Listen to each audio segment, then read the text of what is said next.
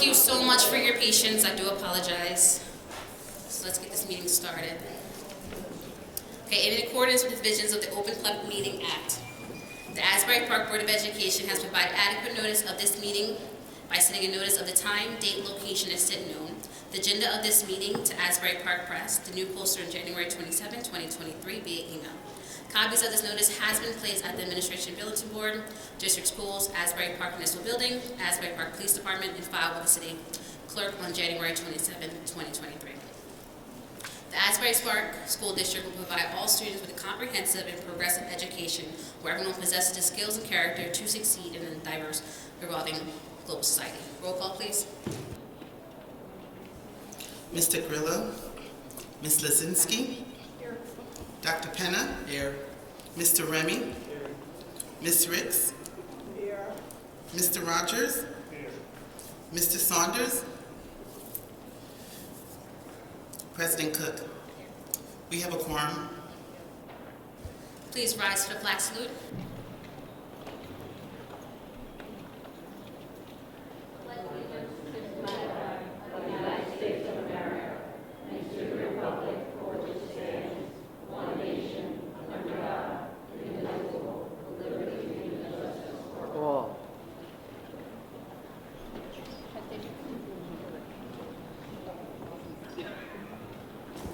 Good evening, everyone.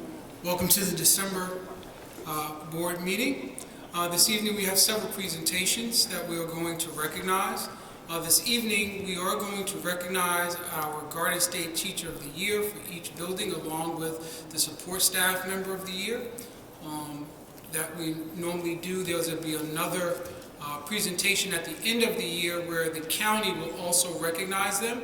But being that these individuals were selected by their colleagues, we would like to recognize them at this month's meeting as our staff members of the month, along with our student of the month. We will then have a separate presentation, followed by a presentation from Dr. Howard Morris. So without further ado, I would like to bring up the high school, which will be represented by Mr. Mike Zajac and Ms.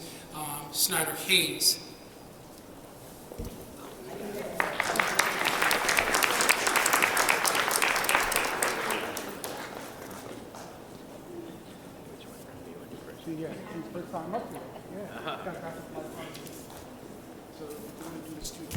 Ms. Hayes Snyder is going to do the student. Hello.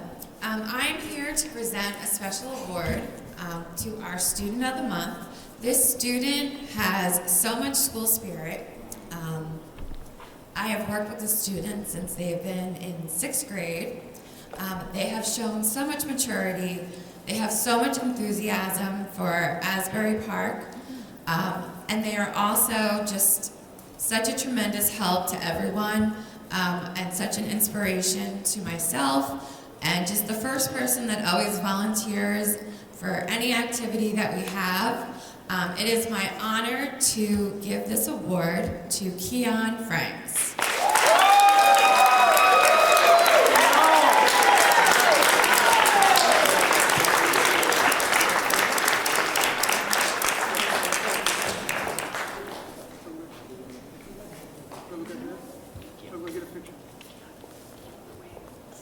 Ready, 1, 2, 3.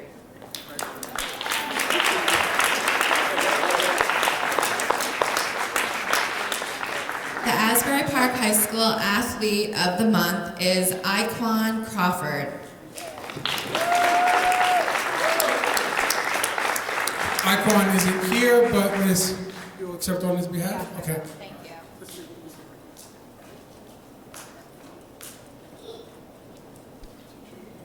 Okay, we're going to start off with our Teacher of the Year for the high school.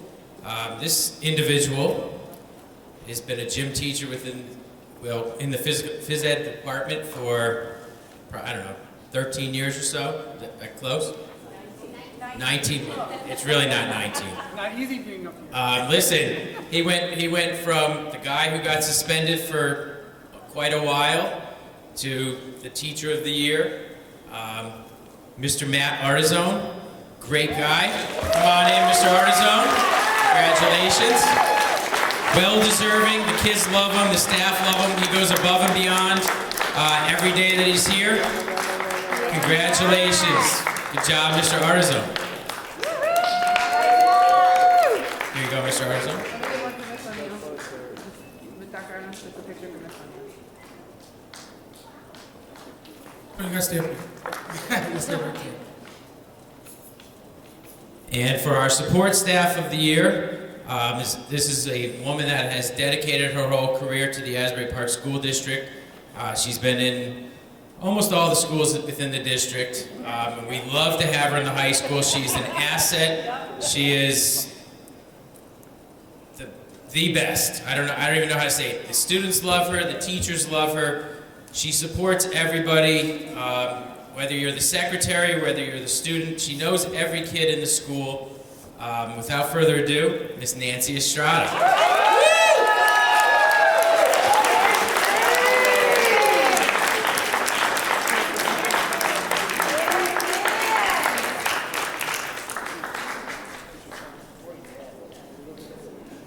Is her family here? Oh, come on up. Come on, fam. Is her children? Come on up, fam. Gotta slide on that.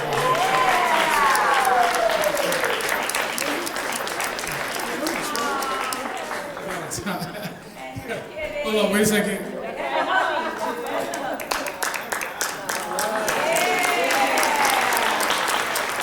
All right.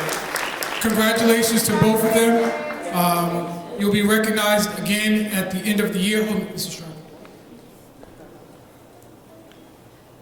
You'll be recognized at the end of the year with your colleagues from the rest of the district. Again, to Matthew Artizone and Ms. Estrada, your colleagues have recognized the hard work that you've done, and this is no short of a tremendous accolade bestowed upon both of you for your dedication to the district and to the students in your respective building and representing the district. So congratulations to both of you.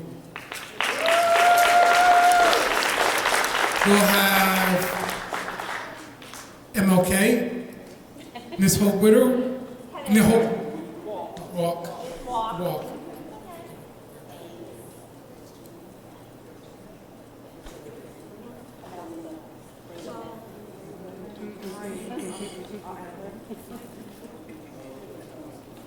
Hello, everybody. Good evening.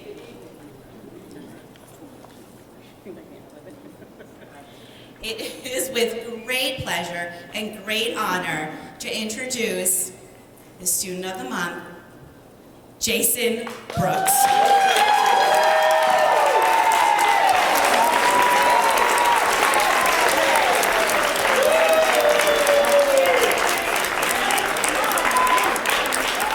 Jason Brooks is not only an 8th grader at MLK, but we also are so proud of him. I've known Jason since he was in first grade? Kindergarten, preschool.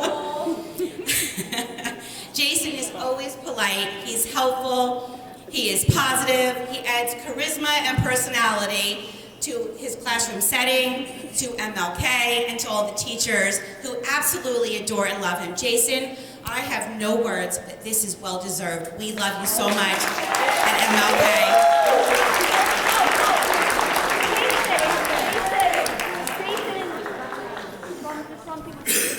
Here, wait, here's one more picture. Not me.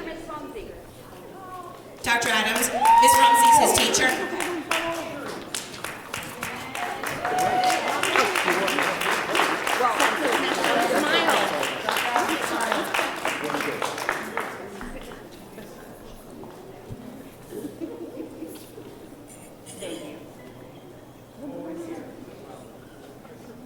Without further ado, I'm on stage at Broadway. Zakia Delorbe for Teacher of the Year at MLK.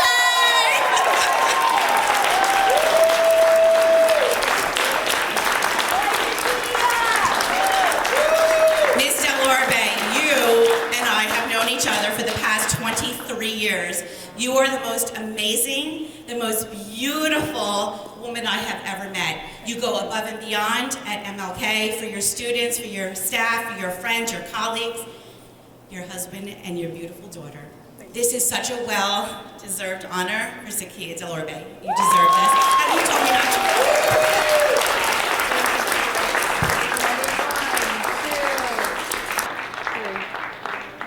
Thanks, guys. Okay?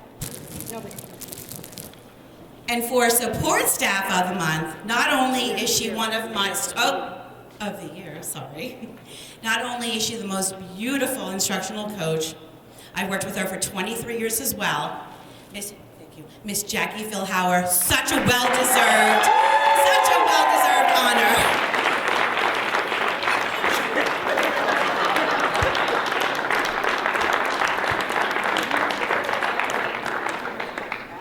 It's an honor to work with both of you.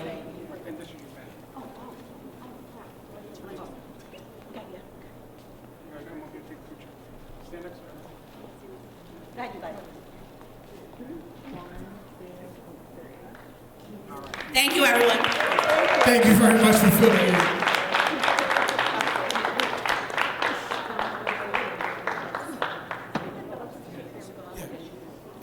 We're going to do a moment of ad-lib. Keon, come on up with your family.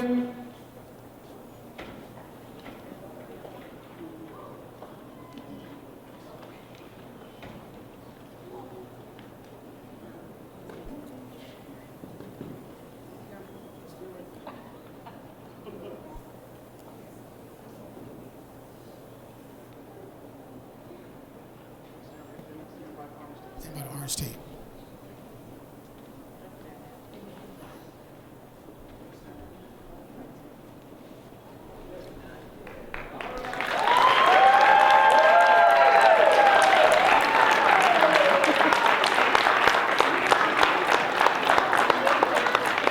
Thank you. Congratulations again. Walk back. Miss Jackson Byers from Bradley Elementary. Okay, I'm gonna hold on to all of this. Yes, I promise. At this time, it is my honor and privilege to introduce the Bradley Elementary School Student of the Month, none other than Mr. Brian Gaslin. Listen, this face looks familiar, right? Because his brother got it in June and they look just alike, right? Come on up, family. Come on up, family. Yes, it is a family affair. Brian is an awesome student. He's a third grade student. When I tell you last week at our awards assembly, he topped every single category. Good listener, good participation, citizenship, ELA, math. Yes, he is an awesome student, and we say thank you, Brian. This is for you. Now, Brian, as you know, when I tell you Brian is always in uniform every day. We have some for dress down days. We have a polo for you. We got sweatshirts. Now, Dad, we see you running in here, bringing them to practice and everything. We have a sweatshirt for you to keep you warm, so when you bring it, it has Bradley on there. And Mom, we could not do what we do without you. Thank you for blessing us with Brian and Terrence and the whole Gaslin family.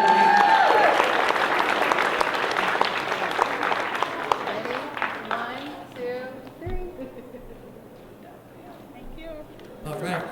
Congratulations, Brian Gaslin. At this time, it is an honor and privilege to introduce.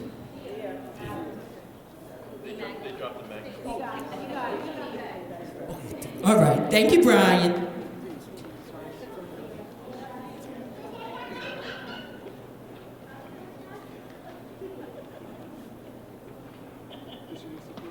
Yes. Support. At this time, I would like to introduce our Bradley staff, our Bradley Teacher of the Year, none other than our Charlie Bucket, because we did Charlie in the Chocolate Factory. Come on up, Mr. Barry Seaman. Congratulations. Cheer up, Charlie. Congratulations. 25 years, yes.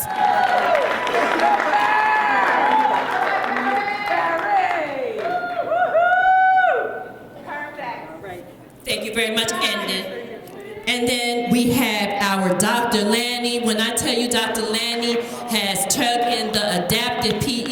into a whole nother level. If you get a chance, you should see what he has done right here at Bradley Elementary School. We love you, Dr. Chris, and thank you for everything that you do. Yes! Adaptive PE, baby! What we Adaptive PE, yes. Woo! Dr. Chris, rocking it. Thank you. Thank you. That was quick. Congratulations. Next, and certainly not least, Dr. Schultz for Thurgood Marshall.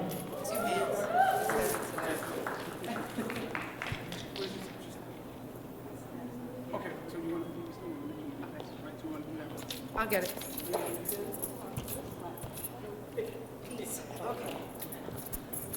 Okay, sorry for the delay, everyone. Good evening. Good evening. The Thurgood Marshall Staff of the Month is of the Staff of the Year, is a teacher who is one of the most dedicated professionals I have ever met. She is an outstanding replication of exactly what a teacher should be for students. Unfortunately, she cannot be here tonight due to a previous personal commitment, but Ms. Kristen Bravo deserves the highest round of applause, and we will accept on her behalf. For the Thurgood Marshall Educational Support Staff of the Year is none other than our fantastic, dedicated school counselor, Mrs. Joanne Major Phillips, who is celebrating her daughter's birthday in Philadelphia this evening and cannot be with us, but she has come to our school and put forth some of the most hard work and heart work for our children that I have seen. So congratulations, Ms. Major Phillips.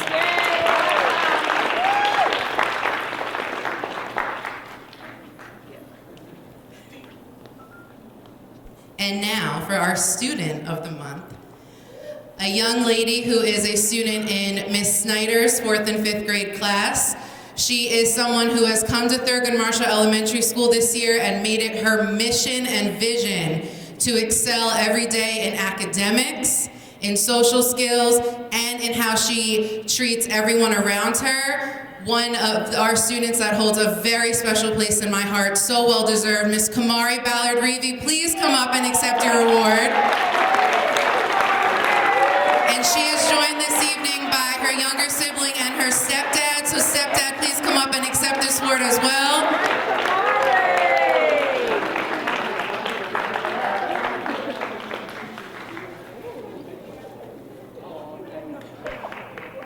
Come on in the photo, Dad.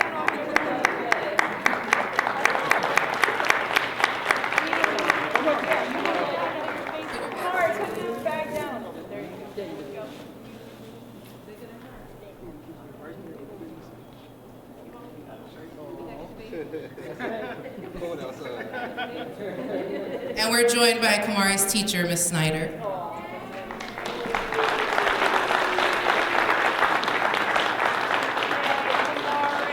And in true Thurgood fashion, this is why we met today, a backpack of all of your favorite things from your teachers at Thurgood Marshall. Congratulations, sweetheart.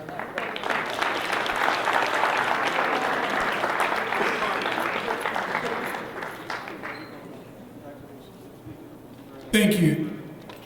Can we give a round of applause to all of our recipients this evening, those who could make it and those who could not? Got the tissue paper? Okay. So we're going to do a brief, short intermission to recognize our outgoing board president, Ms. Karita Cook. So I'd like to call up our deputy mayor, Ms. Amy Quinn, who's going to come and give a brief word with some flowers right up here, ma'am. JJ, you guys come up to the orange. Would you come around? Board members as well, come up. And they have some flowers too, I see. So we're gonna do. We just want to thank you for the years that you served on the board, Karita. Karita's son JJ and Jensen started in pre-K. And I'm going to call up their pre-K teacher, Miss Jamie. And they've remained in Bradley up to 3rd grade, and they started pre-K during the pandemic, which was not an easy task for them. And so Thank you to the Asbury Park School District. Thank you for your service, Karita. Do you want to say anything?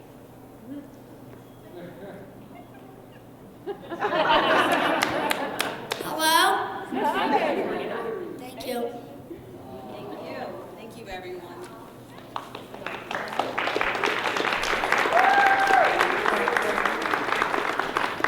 You guys know me, you know I hate speeches. So I just want to say thank you to everyone. Thank you for all your time. Thank you. Thank you. All right, board members, we all thank you and appreciate your work. And they're going to take that with you because we still have a board meeting to reside over. No, that's Candy. Yeah, she, oh, hold on one second. When board members want to take a picture. Tonight's paparazzi. Yeah. Everyone come on in. You're the paparazzi. JJ, stand by your mom. Ready, 1, 2, 3. Oh, is that it together? Thank you.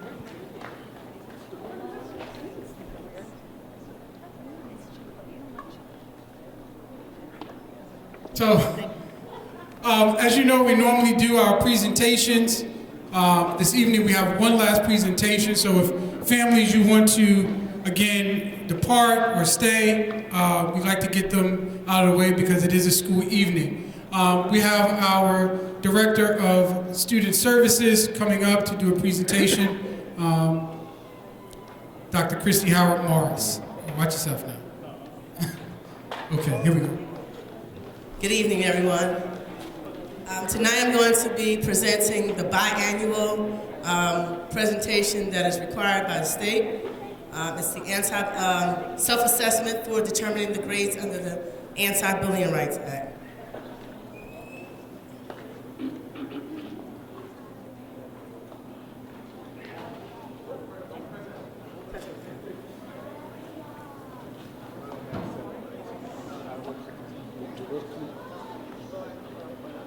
While we're waiting for it to get turned on, there's 3 acronyms I just want to explain. If you see HIB, that's harassment, intimidation, and bullying. You'll also see SST, that's the school safety team. All right, so the period that we're covering is from the July 1st, 2022 up until June 30th, 2023.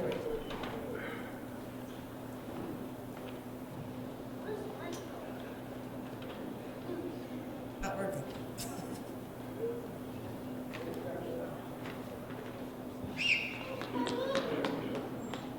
Okay, so these are the categories that we use. We have HIB programs, approaches, or other initiatives. You have training, board-approved HIB policy, other staff instruction and training programs, curriculum and instruction on HIB, HIB-related information and skills, HIB personnel, second level HIB incident reporting procedures, HIB investigation procedures, and HIB reporting. So these are the categories that our HIB specialist had to do a self-assessment on. So the maximum points in the first category is 15. It goes from 0 to 3. So we have not at all, seating, approaching, and you get 0 for if you don't have anything at all. I should hand it. You guys have that in front of you. This packet right here, it explains what the categories are. So if it doesn't meet at all the requirements, you get a 0. If it's partially meets, you get a 1. Meets all requirements, a 2, or exceeds requirements, you get a 3. So in high school, for the first category, the score was a 7. Maximum is 15. Bradley Elementary received an 11 out of 15. MLK received 14 out of 15, and Thurgood received 13 out of 15. Element 2, Asbury Park High School received an 8 out of 9. The maximum was 9. Bradley received a 9. MLK received a 9, and Thurgood received a 9. Element 3, maximum points were 15. The high school received 13 points. Bradley received 14, MLK 14, and Thurgood Marshall received 15. Element 4, the maximum points were 6.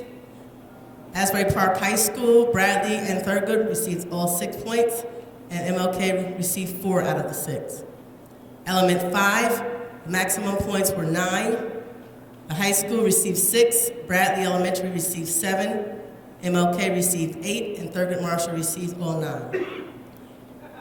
Element 6, the maximum points were 6 points. Asbury Park High School received 4 out of the 6, and Bradley, MLK, and Thurgood received all 6 points.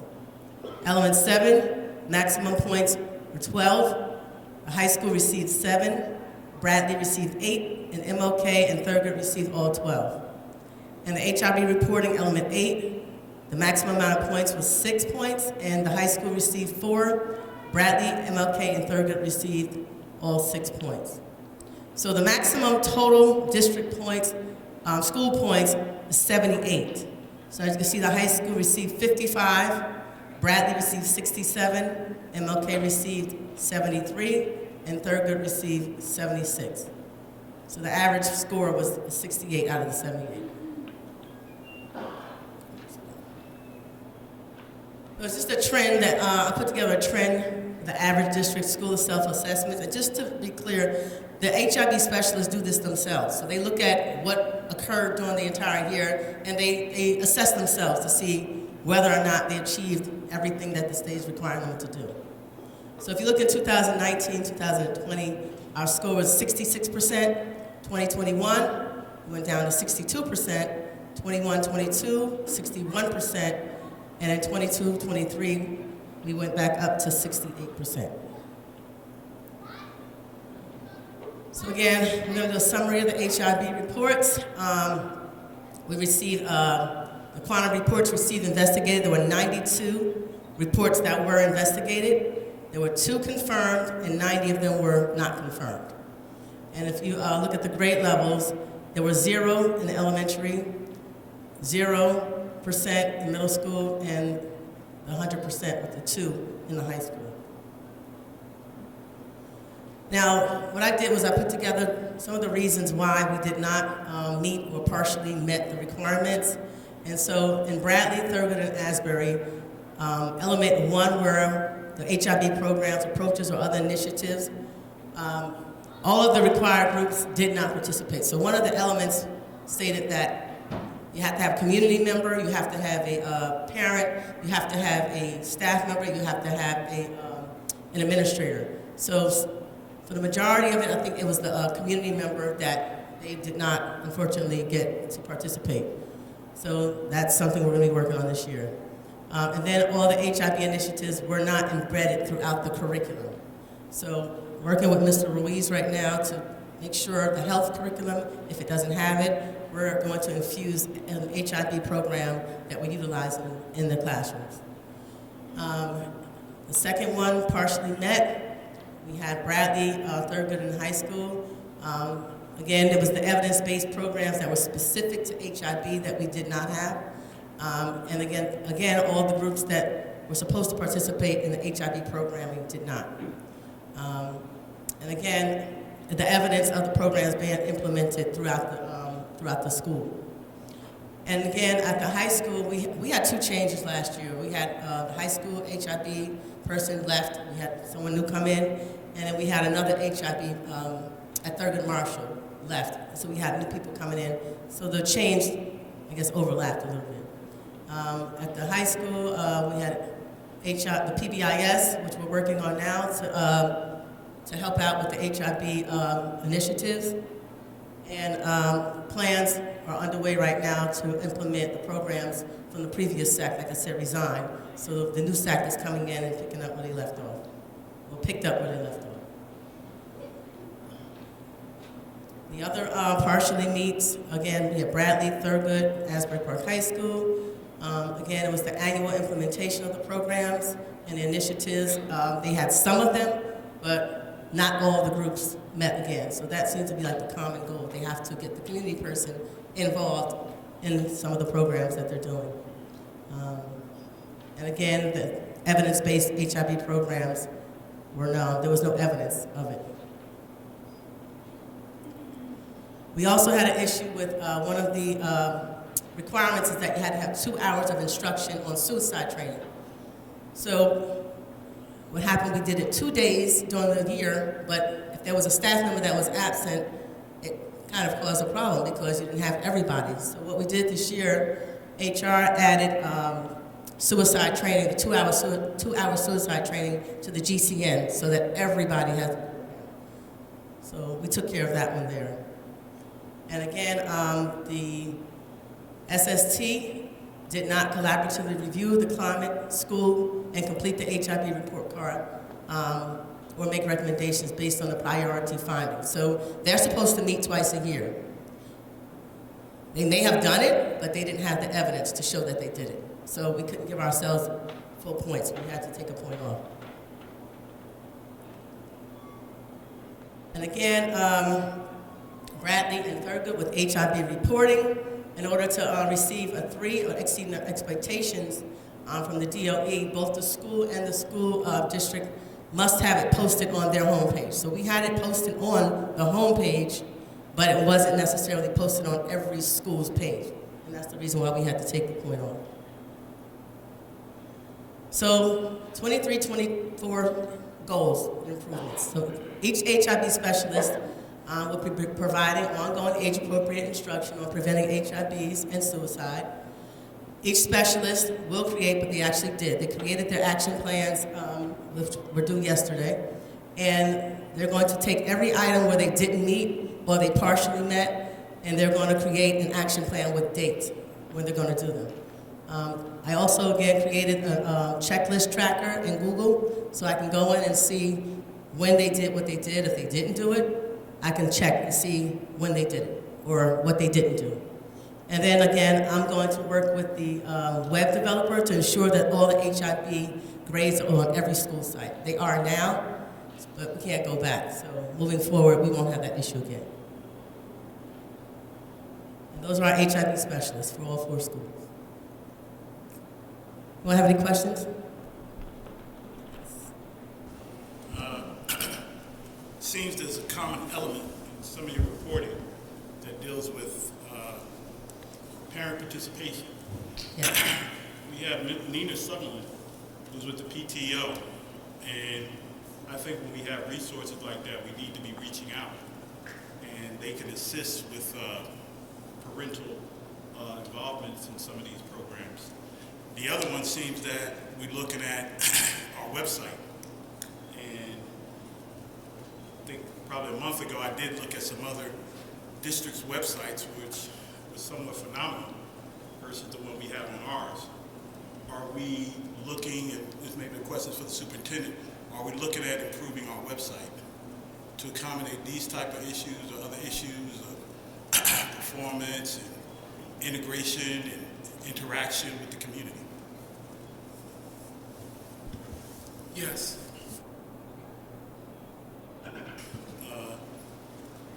Those are the 2 things that I saw right off there. Any other questions? Thank you.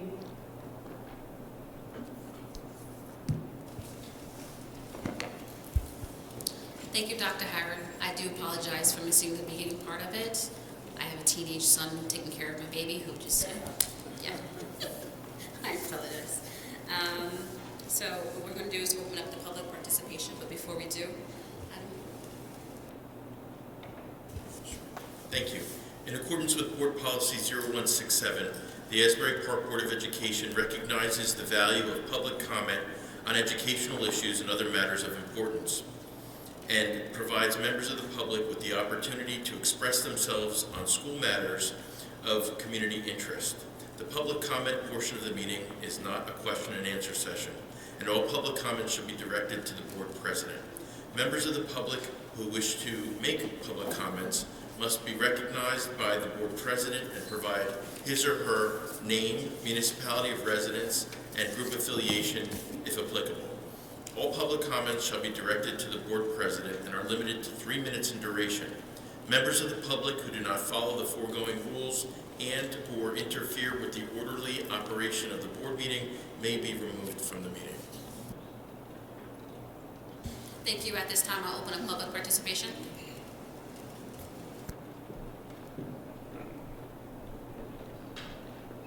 Good evening, Maureen Casey, 1670 West Princeton Avenue in Brick, retired Asbury Park employee, and just wanted to say how proud I am of all the teachers and support staff that got up today and were honored, and my students. So many of those students I provided speech therapy to during my 35 years here, and it meant the world to me to see them all and to praise them and clap for them and take pictures of them. But I was sort of hoping that our coordinator, communications coordinator, would be here for such a big event for your teachers and your students. That's something that she should be at and something she should be taking pictures of, and it's definitely something that should be on the website.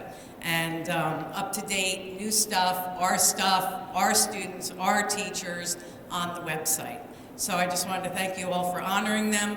Many of them were my best friends and amazing colleagues, amazing teachers, amazing support staff, and those students, every single one of them deserve to be honored tonight. So thank you, but I know that role made probably more money than I did before I retired, which is sad because I was here for 35 years.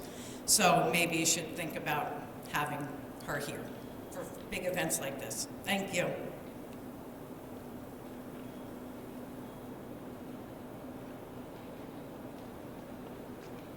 Good evening, my name is Nina Summerlin. I reside at 1101 Bangs Avenue. This year I've actually taken over the task of getting PTOs in all our schools. And I'd like to thank the third grade Marshall principal, because this week we actually did a school store for the kids where they can come in and purchase items for their parents, their grandparents, their uncles, their aunts. And Ms. Lauren, just so you know, as of today, we actually made $825. So I'd like to say thank you, and it was an opportunity to actually get the kids, and we actually have more parents that are getting involved. The other concern I have, Madam President, is I actually went to a special education meeting last night. And this is not my first, nor my second, but this is definitely my last time repeating this. For me, going to last night's meeting was really a waste of an hour, because the only thing that we went over was based on paperwork that you guys fill out or that the team fills out in regards to what's the expectations for assisting a child moving forward. For me, when you're talking about doing special education, you need to be educating our parents in regards to what their rights are, what their responsibilities are, let alone the last 2 meetings that I've been to for special ed, there's been no handbooks given to parents. So if you're asking parents to come out to these meetings and to get involved or stay involved, they need to actually have a handbook so they can read to understand what their responsibilities are. For any IEP, for 504s, for ELL, whatever it is. But there needs to be a handbook that goes out to these parents. And that has not been done the last 2 meetings that I went to. So my issue is right now, and I've been working with a few parents in regards to some of the issues that they have with their 504s and their IEPs. And some of the information that's being given to parents is misleading, because the answer that I got last night was the total opposite of what I was told at one of the meetings.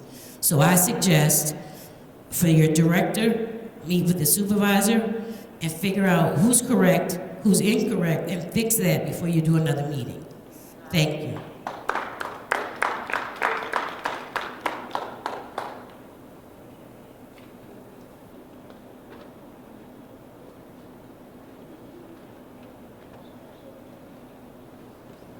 Good evening, my name is Isamar Correa from Freehold, New Jersey. I am a world language teacher here in the school district. This is now my 8th year in this district. I've taught at all elementary schools in this district. I'm currently teaching at the Martin Luther King Middle School. I consider myself to be a very optimistic, valuable, essential part of this district. I can look around and say that I can know a lot of people here because I've worked in many places. I've brought value to what I do in many places. I find joy in what I do. I try to grow every single day. I find that learning, I'm a lifelong learner. I thoroughly enjoy learning. But this year has been rather difficult for me.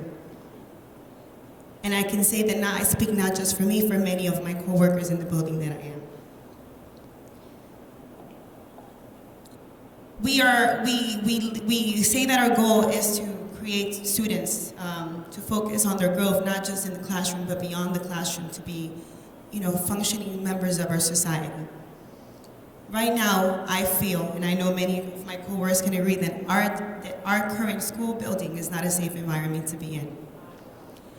I feel that my job right now is being threatened because of the lack of safety that I feel in this setting.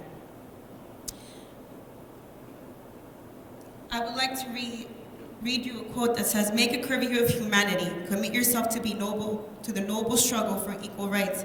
You will make a better person of yourself, a greater nation, and for your country." We need to be focusing on making great members of society. And I mean this on the moral aspect of it.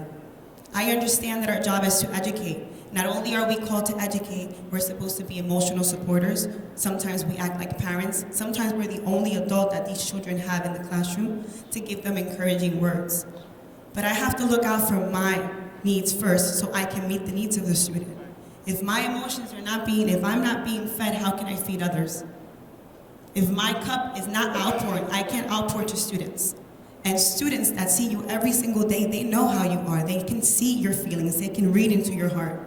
They know where you are emotionally. 2 days ago, I had an incident in my classroom. And this morning, I really evaluated whether I should come to work because I just didn't feel emotionally stable. But I texted our secretary in the building and I said, disregard, I'm coming, I'm showing up. Because I knew that those students in that classroom needed me more emotionally than I needed them. But we need to all be on this mindset.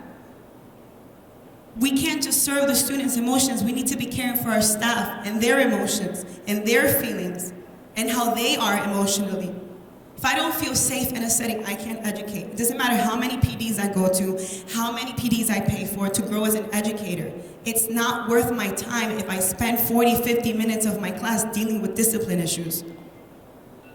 I'm dealing with discipline issues beyond my educational services, and this needs to be our focus, to grow students beyond the educational setting, to make them citizens of society that are functioning and can look forward to success.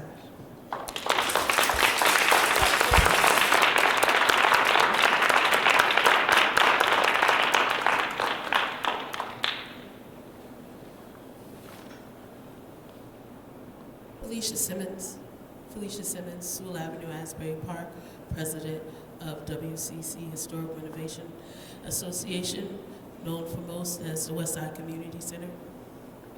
I just wanted to say congratulations to all your board members. Again, I want to say thank you for the time that you serve up there. I know the work is tedious and hard, and it seems to just go on without a purpose, but you have a unique purpose. Thank you to all the teachers and support staff for all the work that you do for the community, towards our students. And thank you to all the families who have left or who are still here. Thank you for coming, because it's important. I listen to the people that came up before, and I listen to the HIV, and I listen to all the different things that come through the community and what we severely need. And I'll say again, I had a decade of saying it, is a unanimous unity between the community and the people here. For us to reflect our community and our global community. We have so much work to do, right? It's not something that started this year, last year, 10 years ago, 20 years ago. It is work that is ongoing and continuous, because we have people suffering, right? We have people prospering, but we have people suffering as a whole, right? I listened to that teacher that just left here and said that they need support. We need counseling. We need counseling globally. It's something that is possible. It is something that is actually funding for. We can go out and get it and have it for our community. We need advanced technology in our schools and in our community for our students. We need curriculum that is actually for the future. We need projects. I sat back and looked at something that I put to this board in 2016 for green energy. Where would we be if we were making wind turbines in the back or installing solar panels? Where would our students and our communities be? Right? Where are we with bringing our kids back and having an alternative school where it's productive, that we can actually bring them home and interject some counseling and some drug counseling and different things?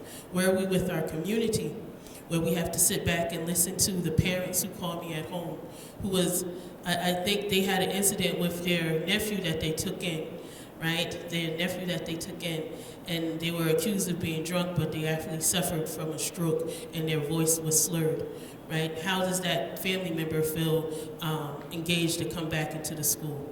We have to seriously work on these things. We have to work with our PTO and put in policies that actually put them into the future, because it's not what you sit about and we talk about in these meetings over and over again for decades.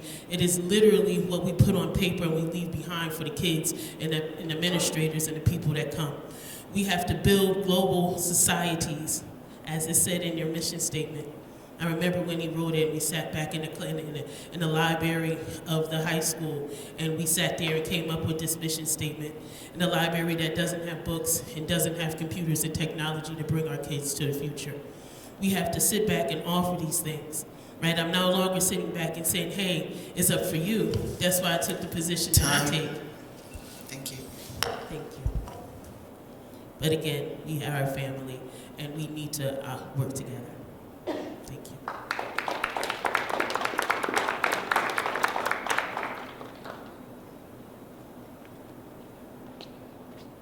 Hi, everybody. I'm just getting texts that you're not live. The Teams meeting is not live. So our meeting is live, but the Teams meeting is not live. So once you get on, we'll just jump on yours like we normally do. But right now, Asbury Park Reporter's live. You guys are not, so just wanted to report that out.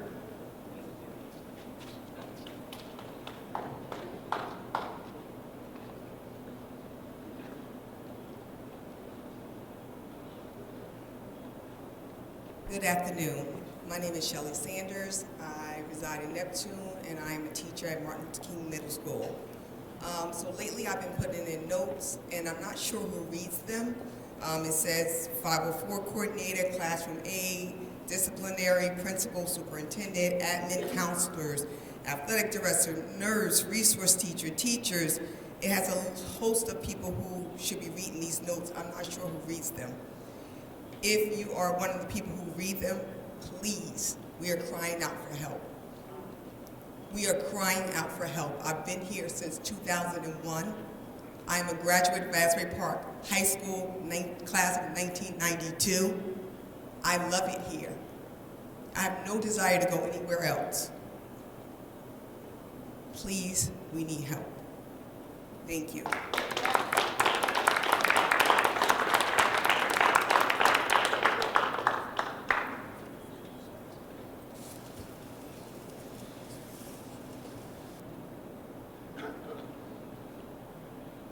Good evening. I'm Tanya Peterson from Neptune.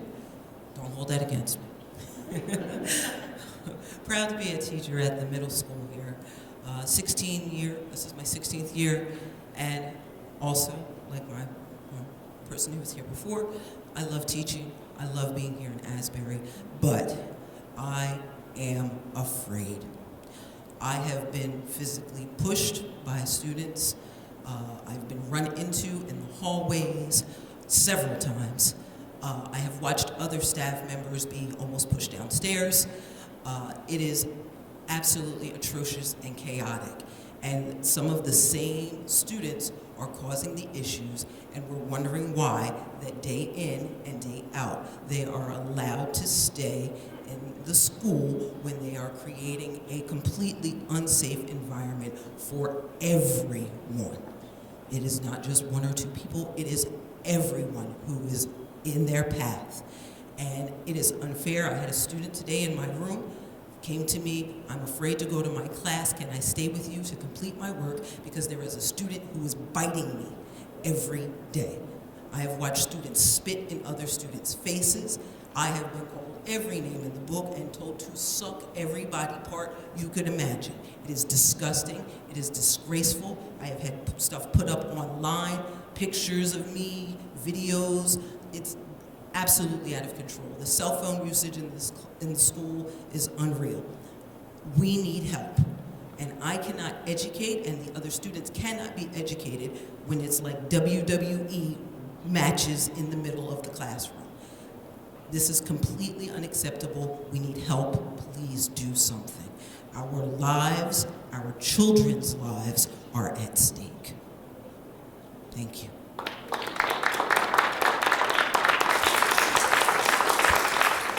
Thank you. At this time, we'll close public participation.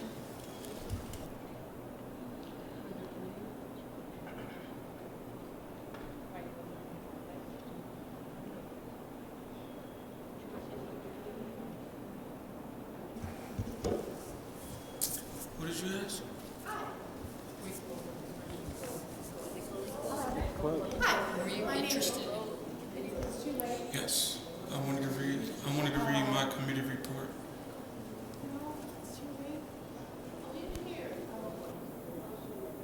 Can we just get a decent PA system, please? If we have the money, you can barely hear anything. Please, simply, a decent PA system. Thank you.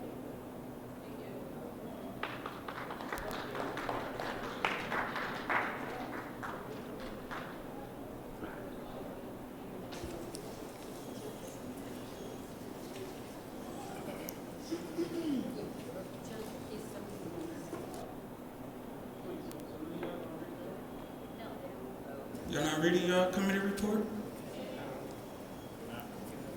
Yeah, I'm gonna read mine. Even though mine is about athletics, we had a very interesting meeting. Started off good, and then it sort of, but I'll let you guys know what happened. All right, so the things we discussed, so fall sports wrap up. First of all, that's the good thing. We beat Neptune.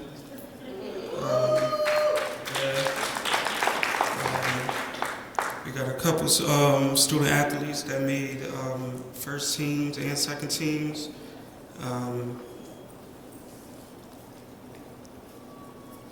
So when it comes to winter sports, I'll just get down to the nitty-gritty.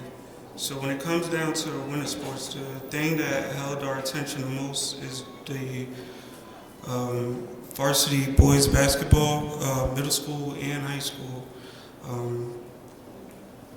is basically in jeopardy of not performing due to low turnout, and the low turnout is due to eligibility, whether it's physicals or academics. And it starts from the middle school all the way to the high school.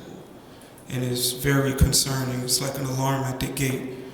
So basically, we discussed this for like almost an hour. If the students are already not performing in the middle school, by the time they get to the high school, it's going to be even worse. And then we're going to have some young adults out here that's not worried about academics, and they're going to cause just disruption, whether it's in school or out of school. And it's like a cry for help. We need to do something. We need to, I don't know if it's extra tutoring, even if they're not even studying to be eligible to play a sport, they still need to be eligible to do something in life. And that's what I wanted to speak about. And it also ties into the concerns that some of the teachers that came up here and said, like, I hear it so much, and like how they're crying for help, the students are too. And I know other people out here are crying for help, whether you live here, even if you don't have a child in the district, you still live here and you see them, and it's like it's getting bad. So if it's starting from now, imagine 5 years later, what type of students, what type of young adults these children will be. And it's gonna ruin a lot of families and people that live here and people that really care about this district and city. So we gotta do something. We hear the cries. We really gotta do something. We really gotta come together. It gotta take all of us. It's going to take all of us. And I'm telling you, 5 years. I've been saying it for months now, years. Like I'm telling you, give it 5 years. This will not be here. This will not be here if we keep going in this direction. So whatever has to happen, however we can meet up and really discuss and really make a plan and execute. We talk all this, we need to execute. And that's it. That was athletics. And to the teachers that came up here, I hear you and I feel you. And we gonna make it right. Before my term is up, we gonna make it right.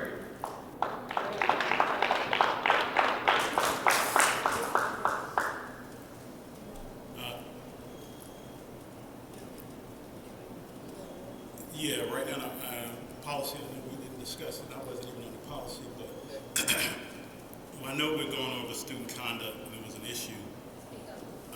Student conduct, and from the policy, I wasn't on a policy meeting, and I brought it up in the last meeting, that I wanted to review it, and it discussed if a child cuts class twice, they will not have full credit for that class, or they won't get credit for that class. That one particular incident, it just, it brought me back to examining, are we being a little bit, over,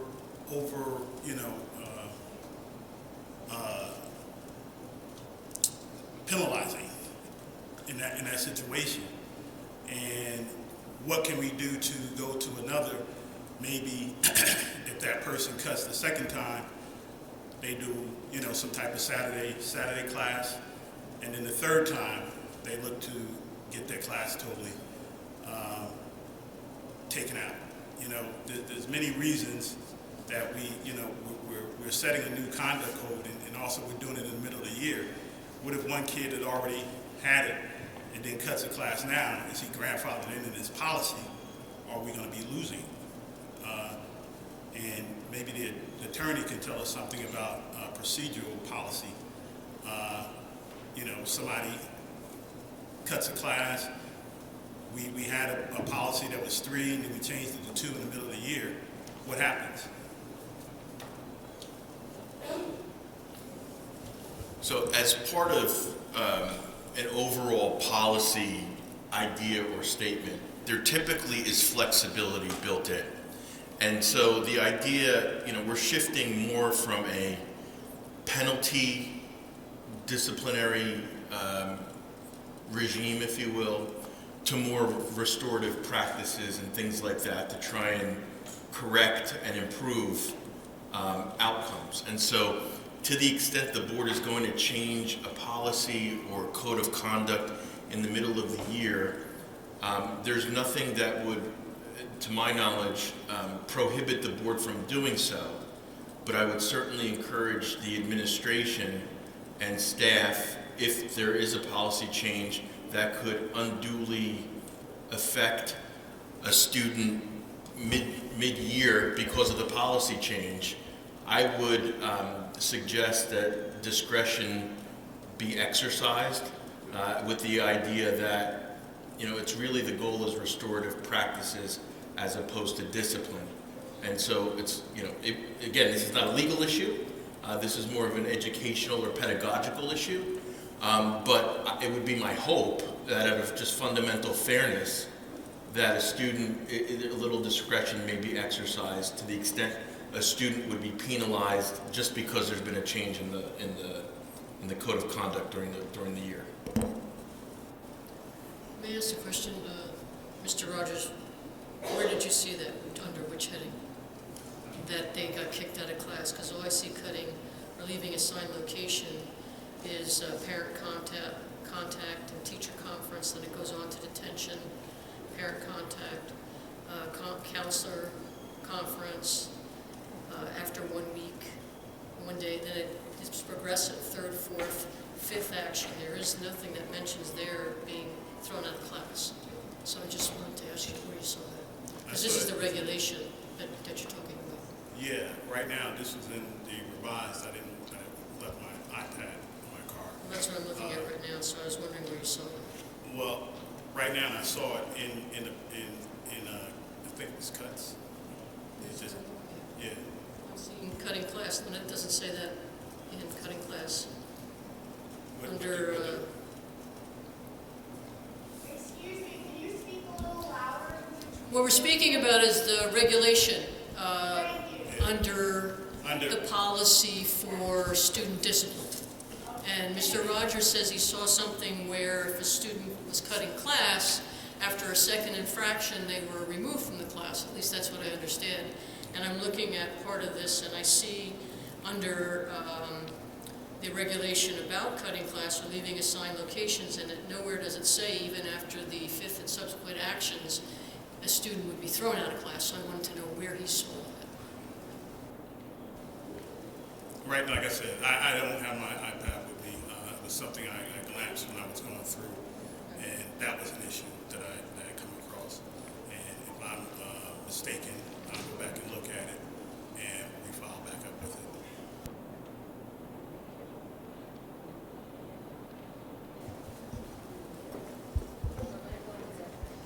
Wait, so since we're on the topic of like student conduct, so if a student is disruptive in class, what will happen? Like what's the change that is being presented?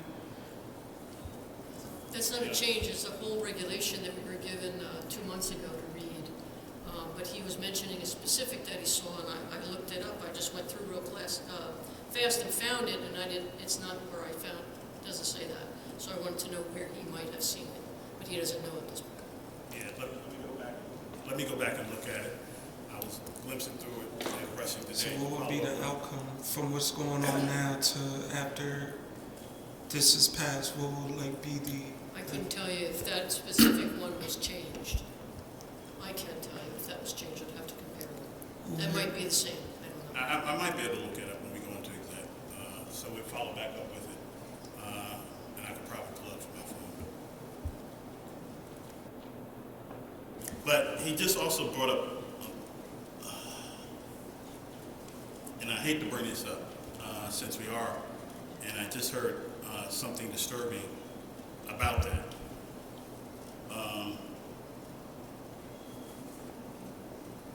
How do I address this? If some of the things that we heard today were being done by a child or issues that need to be addressed, how do we know these things are addressed? So what I'll say is some of those things will fall into personnel, and we will be discussing those and other issues related in executive session. But given the fact that the public comments regarding those staff members' concerns are not taken lightly, I can say the music teacher from that location was one of my teachers. I can say that each and every one of those concerns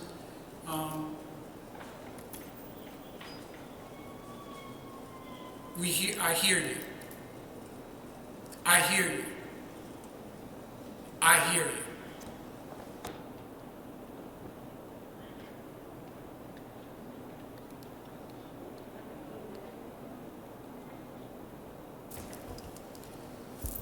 Since you was doing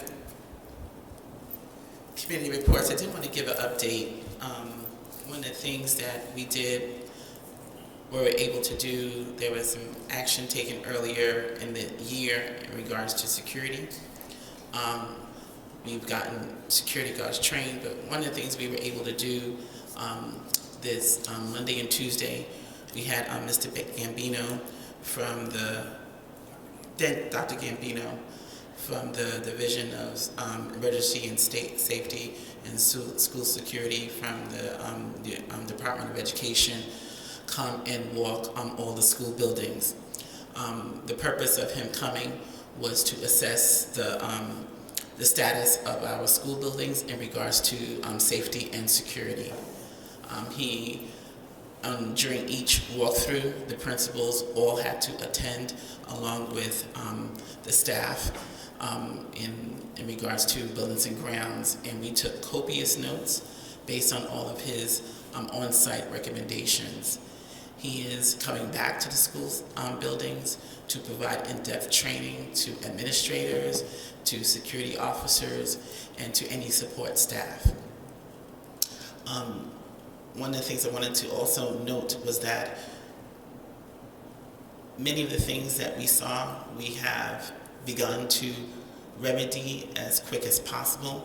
It's going to take us a few months to remedy a number of the situations that we saw, but we are on top of it in order to make sure that at least on a building level that we have all of our schools at the level that the state of New Jersey has recommended as best practices. Thank you. Dr. Adam, that report from, can we get a copy of that? It's in the finance and, buildings and grounds minutes you received in your email. Okay. From that walkthrough with the, Yeah. Okay. Yeah. The actual walkthrough, we don't have a physical report as of yet. We took notes, and when we do get something that can be handed out, we'll give that. But I will say this, security reports, because they deal with security, will not be a public document. So the recommendations and the things that we implement, because it is about security, will be confidential. But the summary, once he gives that to us, we will be sharing it with the board and keeping you updated on the different measures we have implemented in order to make sure we are following best practices. In a timeline of this being done, the priorities I see that we kind of heard today, what are we doing on these extreme situations to make sure that people are feeling comfortable? Again, that goes into areas of personnel. I got a question. When did you say this walkthrough happened? It was Monday, all day Monday, and all day this Monday, and all day Tuesday, and all 4 schools will walk through. And we're scheduling him to come back on a few more days. So it's not completed, it just started.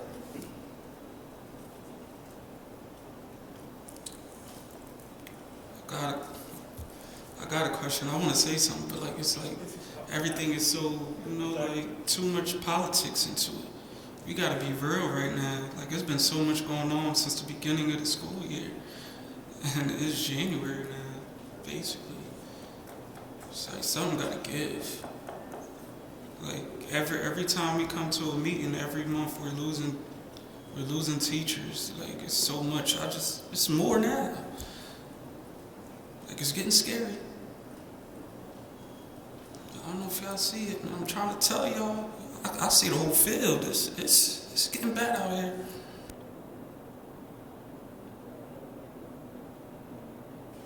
We're going to accept in 2 minutes.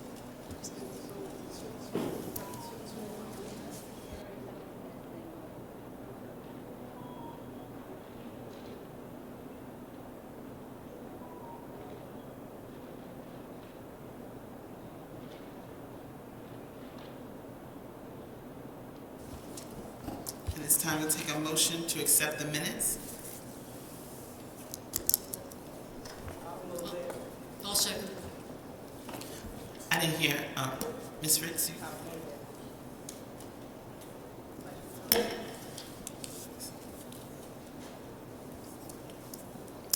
Mrs. Zinsky?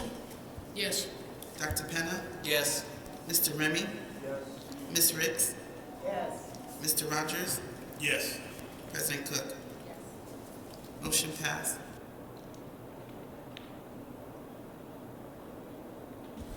Ask for a consent agenda on all items B1, number 1 through B4, including the walk-on item that was passed out as a separate attachment for the board's consideration. May I ask a question though before we go? Are we going to go in exec first? There's some personnel items in there? Or no? No. No, there's no personal items.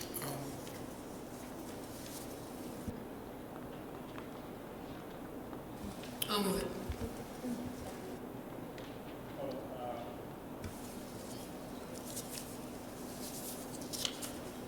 I'd like to talk about 7A.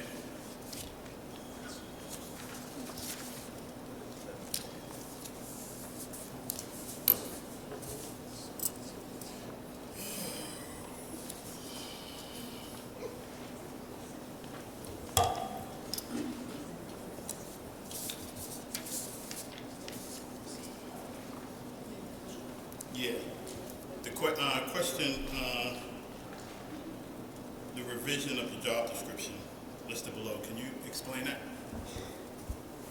What's your specific question? We added the authorized individuals to update the job description, which was last updated in 2021.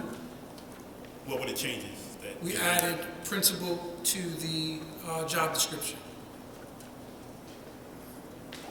as authorized supervisor that reports to. I thought these were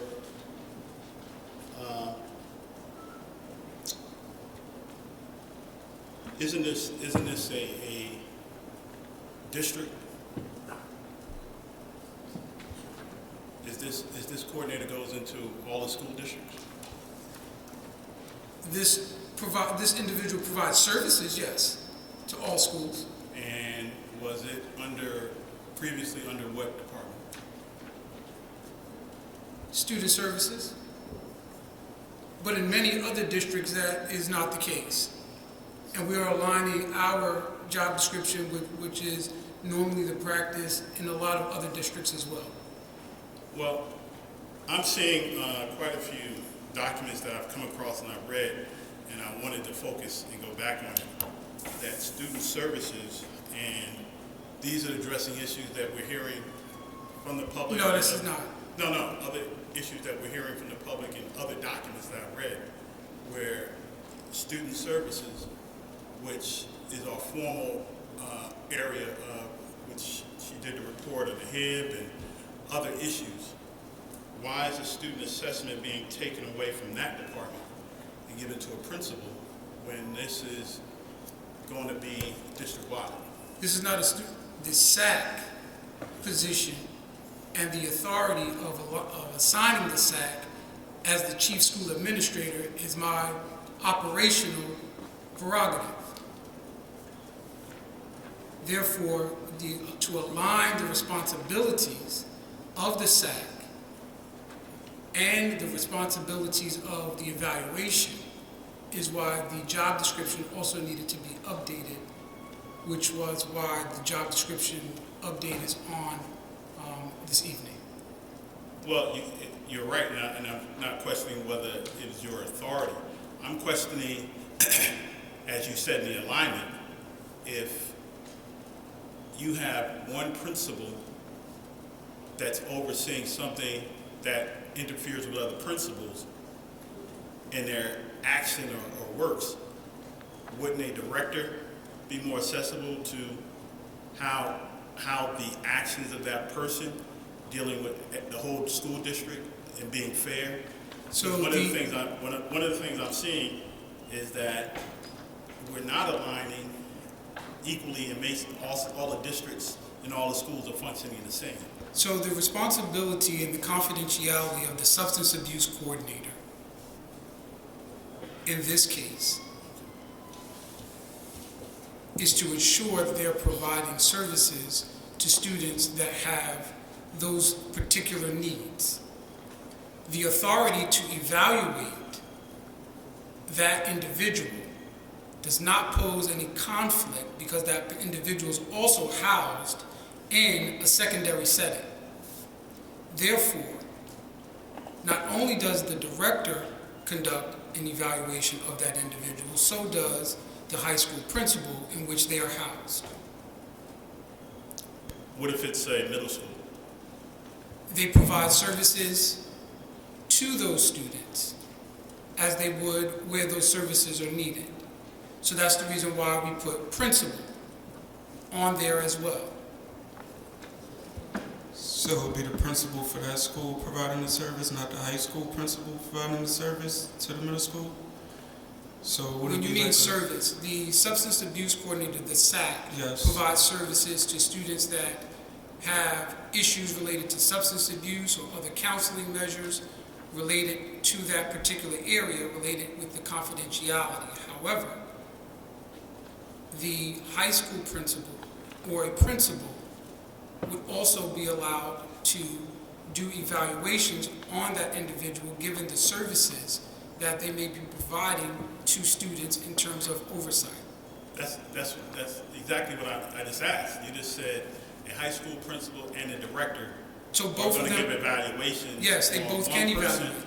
And any conflict or any direction of evaluations comes into conflict, you have two people evaluating. If I have two people evaluating somebody and someone says, I want you to go left, and the other person says, I want you to go right, are we going to have a conflict? No, you can't have multiple people. I just heard that. I know when I'm in corporate, if I had gone one way, that person reported to me.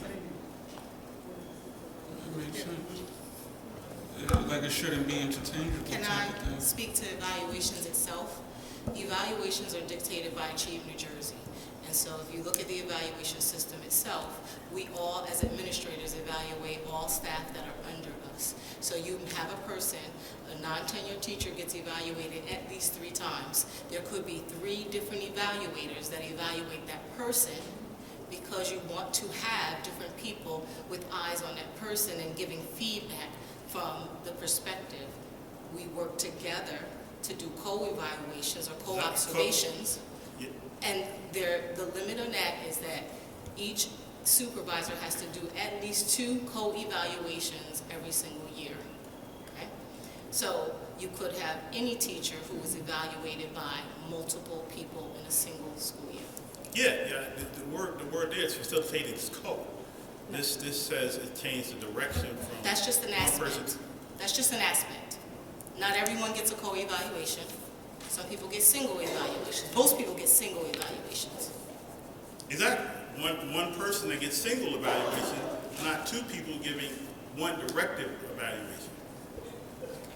I think you're misunderstanding when I say evaluations and observations. So let's just take me for an example, right?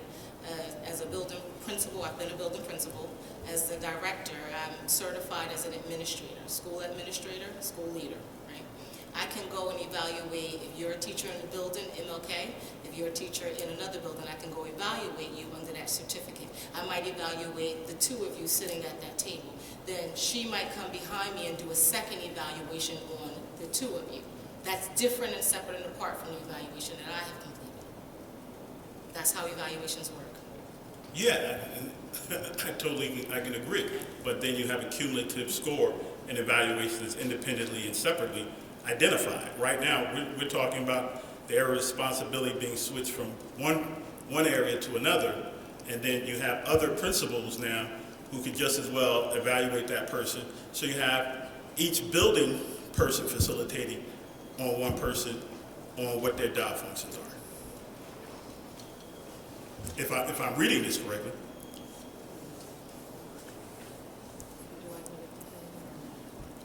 Maybe we just need to. Let me provide some clarity. Adding another administrator on a job description in terms of who they can directly report to.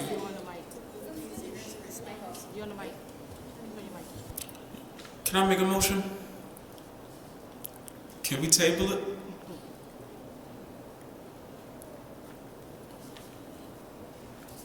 Can we table B to number 7A? So Mr. Remy, my recollection is that there's been a motion and a second on the consent agenda, or no? No, we didn't get that. Yes, on a consent agenda, so you'd have to Withdraw the motion. withdraw your motion And for then make a consent new motion and make a new motion. to approve the consent agenda without, with the removal of item 7A, if you wanted to do it that way. But we didn't, the motion's up, so we have to withdraw the motion.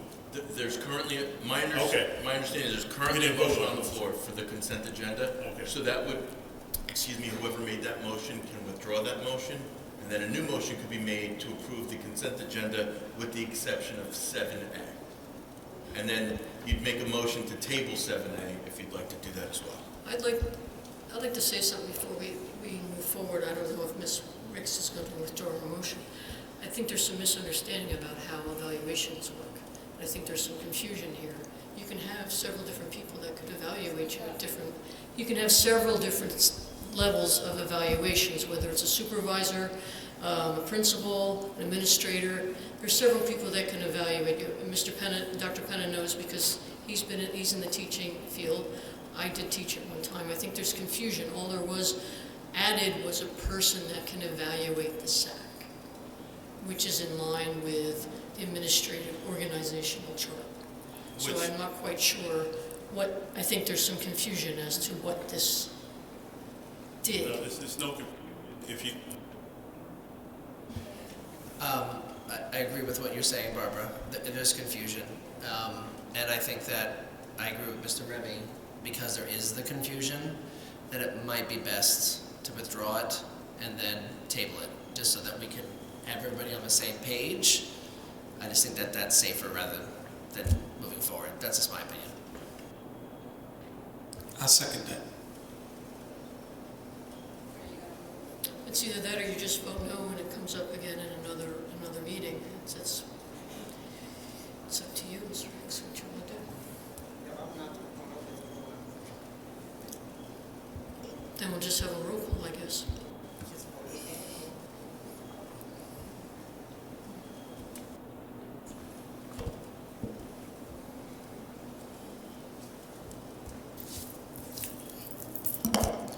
This is to approve section B1, 1 through 16, and also the walk-on that was handed out. Ms. Lazinski? Yes. Dr. Penna? Yes on everything, but B2 number 7A, that's no from me. Mr. Remy? No.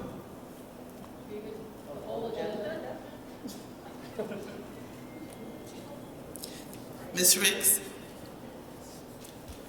Yes, on everything, recusing myself for anything that have to do with awards. Thank you. Mr. Rogers? you know what? I'm just voting it down. Everything down. Ms. Cook? Why? That's not business.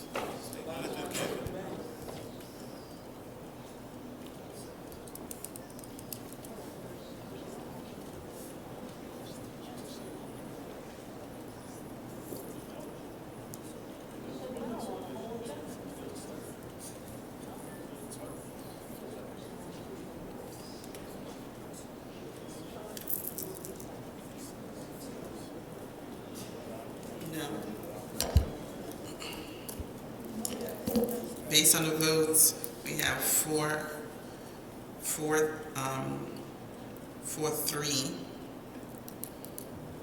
on 7A. I'll count one more time.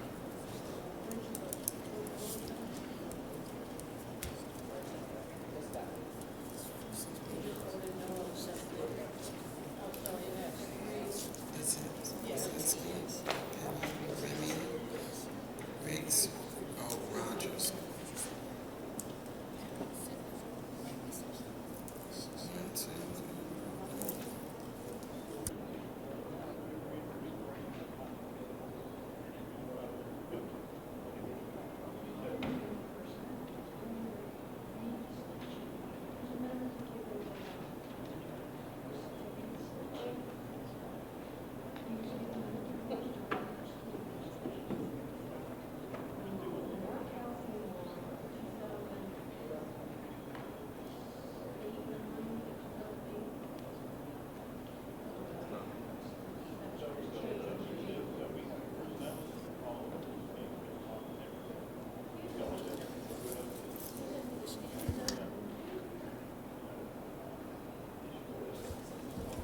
So right now we have, I'm sorry, I said 4-3, it's 3 on 7A. However, I'm going to use my authority as the state monitor to approve the entire agenda as presented, including the item for the SAC coordinator, item 7A. Excuse me, can you explain why? I think when you make decisions like that, we need to be reported on. Yeah, the SAC coordinator makes perfect sense to me. It's just a minor change in the job description as to who's doing the evaluations. I don't have a problem with that. As far as the rest of the agenda, we don't have enough votes to approve the transfers. You need 6 votes for transfers. We had what, only at most 4? And as far as the bills list, you need at least 5, so I'm approving the entire agenda. Can you also have that reported in the document to us? Excuse me, we didn't get the VA's agenda yet, right, correct? Not yet.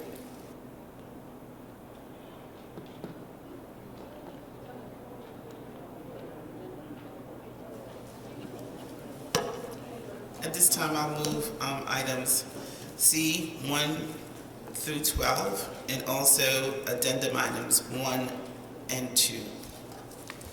Can I get a motion? I would like to make a motion, but I'd like to, if I may, make the motion not including C4 10B because the board hasn't discussed, I guess it would be a conflict attorney or another attorney. I'd like a little more information on that.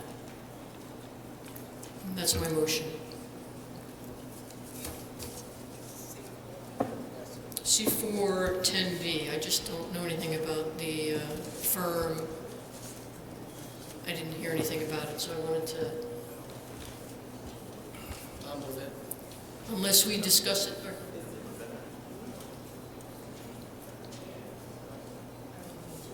I said I'll move it. I thought we were going to an exec to find out what they were about. Maybe we can discuss it in exec if we can. That's why I would like to approve it.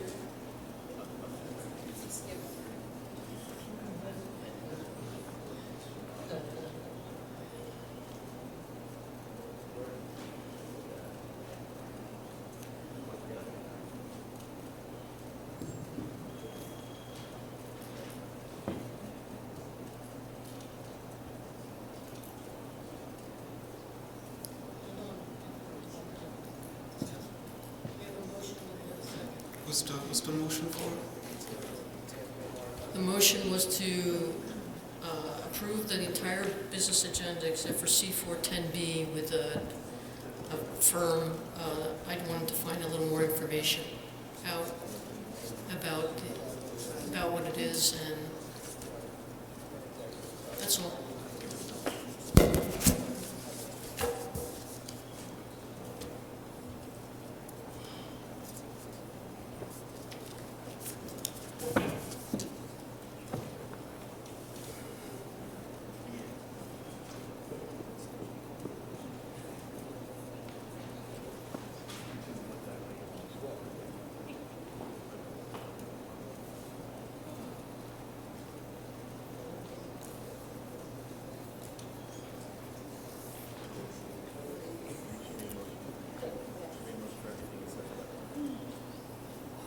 Excuse me, Dr. Simmons, I have a question. I guess after this then. But I have a question.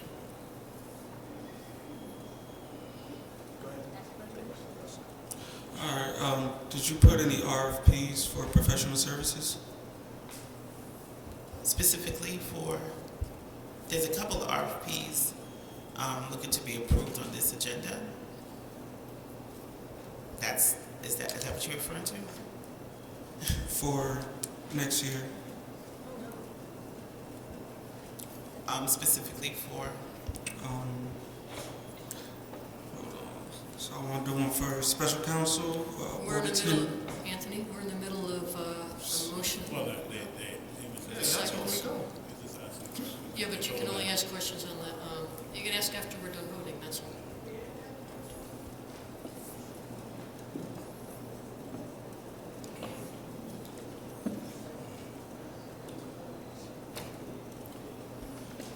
Mr. Remy, if I may, you might want to do that during the reorg with the new board. Mr. Zinski, my recommendation is that we go into executive so we can make it very clear what the motions are for.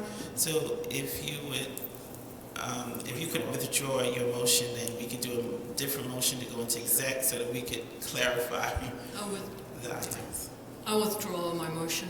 Thank I'd like you. to make a motion to go into exec. Thank you. Second? Anybody? Second. Thank you, Mr. Hood. All in favor to go into executive session? Aye. Any objections? Thank you. At this time, we're going to executive session in order to discuss items of legal and personnel matters. Thank you. And also, if I'm not mistaken, personnel's covered. Ladies and gentlemen, it's anticipated that executive session will be about an hour. There will be no formal action taken in executive session.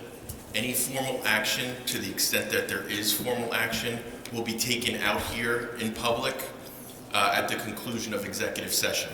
So we'll be in executive session for about an hour at this point, and we will be returning to this room after that. Thank you.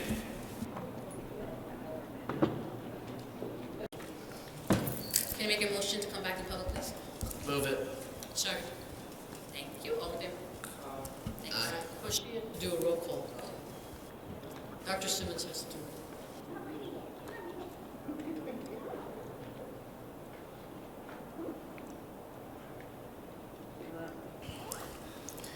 This roll call is for us to come back into regular session. Mr. Zinski? Here. Dr. Penna? Here. Mr. Remy? Here. Ms. Ricks? Here. Mr. Rogers? Here. President Cook? Here. Take a motion for us to put on the table C1, 1 to 12, without 10B, I believe that's the number, and then the addendum 1 and 2. Can I get a motion? Second. Thank you. That's Ms. President Cook and Dr. Penna. Ms. Ricks and Dr. Penna. Okay, thank you. Sorry.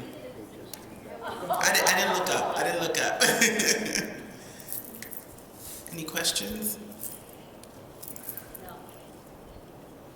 Mr. Zinski? Yes on everything. I'm just going to abstain the reimbursement for the conference. Thank you.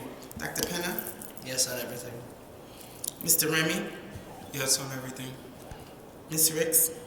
Yes. Mr. Rogers? Abstain on this, which one we just talked about? Oh, 10, no. Yeah, no, the thing that we just discussed. Oh, everything, yes, I'm tired. No problem. And President Cook? Okay, thank you. Motion's passed. We're going to have a motion on... Yes, motion to deny the grievance presented in executive session tonight by the APEA. Move it.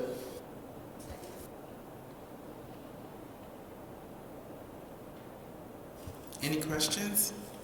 Mr. Zinski? Yes. Dr. Penna? Yes. Mr. Remy? Yes. Ms. Ricks? Yes. Mr. Rogers? Abstain. And President Cook? Motion passed. I'd like to make a motion to adjourn the meeting and thank, I'm not going to do it now. I withdraw my motion. I'll make a motion to adjourn the meeting and thank, you want to do it or not? Let her end with a bang. Be quiet for a second. Damn. Can I please make a motion to end our meeting? Move it. Thank you. Can I have a second, please? Can I get a Second. No. There's a motion on the floor, Barbara. Yes, that's right. Motion on the floor, Barbara. Second. Thank